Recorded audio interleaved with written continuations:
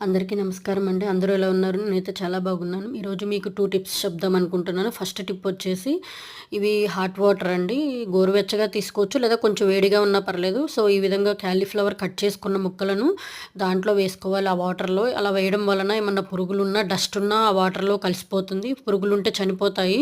So, తర్వాత మనము 5-10 minutes ఉంచిన తర్వాత వాటిని మంచి వాటర్‌తో 2 టైమ్స్ వాష్ చేసుకొని ఇంకా కుకింగ్‌కి యూజ్ చేసుకోవచ్చు. నెక్స్ట్ సెకండ్ టిప్ వచ్చేసి ఫ్రిడ్జ్‌లో పెట్టినవి మాక్సిమం తినొద్దండి. అసలు ఫ్రిడ్జ్‌లో పెట్టకుండానే చూసుకోండి. ఒకవేళ పెట్టాము అంటే వాటిని వెంటనే తినకుండా ఒక హాఫ్ అన్ అవర్, 45 మినిట్స్ ముందే తీసి పెట్టుకోవాలి. ఒకవేళ వాషబుల్ అయితే వాష్ చేసుకోవాలి. వెజిటబుల్స్, ఫ్రూట్స్ అలాంటివి ఏమన్నా ఉంటే పసుపు నీళ్ళల్లో గానీ, సాల్ట్ వాటర్‌లో గానీ, వెనిగర్‌తో గానీ వాష్ చేసుకొని యూజ్ చేసుకోవాలి. మాక్సిమం అసలు ఫ్రిడ్జ్‌లో పెట్టకుండా చూసుకోండి. Thank you for watching.